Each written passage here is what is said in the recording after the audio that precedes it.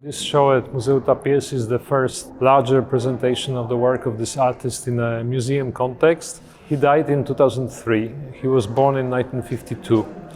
And he never had a major show at an art institution during his lifetime, and also after his death there were no major exhibitions or anything like that. So in a way it's like a pioneering work of bringing some works of André Colombier together, and there are several different types of works, and we are showing his early works, which are these sequences of 3 photographs with very simple objects arranged in kind of action on the studio background in the darkness. So you could say that it's a performance recorded on just 3 pictures, but it's not a performance because it's a highly staged situation for a studio photograph. And here another very interesting way of working with objects, which were tiny, commercially produced souvenirs and toys and little gadgets that he collected.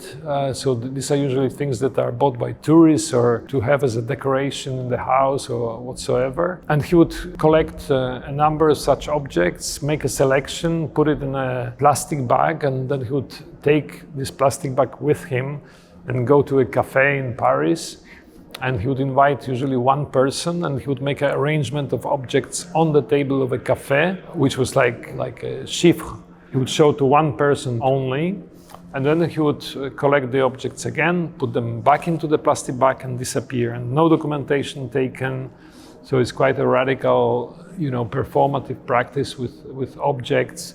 So the objects that we are showing, they are not meant for museum presentation, but they were like an inventory of things. So he was not an artist who wanted to reach thousands of people with his works, but it was all about very personal communication in case of these works with objects. So there's another kind of work in which he not only used his handwriting, but also he would collect postcards and he would paste them usually in the center of a large sheet of reflective Chromolux paper in different colors. And sometimes he would repeat one and the same postcard over several sheets. So postcards are very cheap. You buy them in museums, you buy them in kiosks. So in a way he was insisting on this banality of postcards, and the fact that they are, these objects of mechanical reproduction that we know was one of the key components in European modernity, the dissemination of images and creation of certain cultural stereotypes or certain, I would say, superficial or common knowledge of art and architectural wonders such as Tour Eiffel. He was trying to probe into this world of images and try to make it a bit more personal and to kind of suspend the moment of reflection on those images that normally are just so common that we don't look at them anymore. So he kind of forced us to look at them again and maybe discover something very unusual in them. In one case, he produced an artist book, and in the artist book, that's the only known case when he would bring together both the works on paper, on some pages, and on other pages that he would arrange objects in a studio of a photographer. And in this way, we were able to reconstruct the arrangements of objects following the photographs. And we also produced a video in which the book is being flipped through, so you can see actually what's in this book, which is now out of print for a long time or very difficult to get.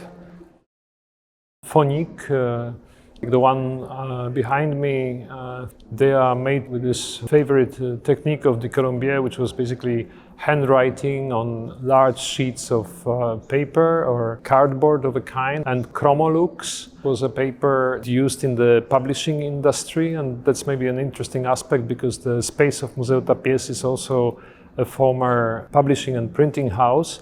This one is red and white, and it has the word phonique written by hand by the artist, but the letter O in each case, in each word phonique that he wrote on these sheets, is made with adhesive letters. So the O is very regular, and this O is like in the shape of the mouth, speaking exactly this vowel O. We can also imagine that he thought of this shape as something that further enhances this phonic or sonic aspect of the work, and that would be a typical way of du Colombier, engaging both with kind of semantics, the meaning of the word, but also with the physical form of the word that goes beyond just the word on the page, but it kind of appeals directly to our body experience, you know, and that is something that is quite present also in several other works.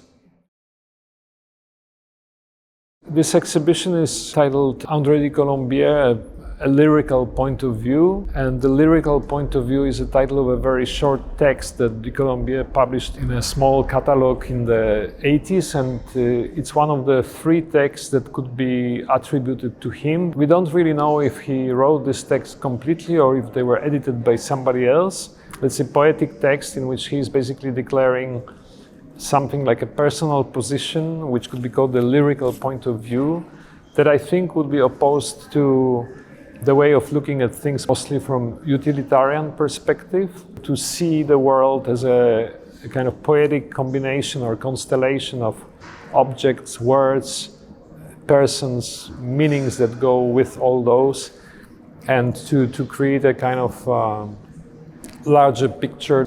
And also I used this title for the show because looking at it as a kind of larger frame, let's say curatorial frame in this case, to present a lyrical point of view on the work of André Colombier.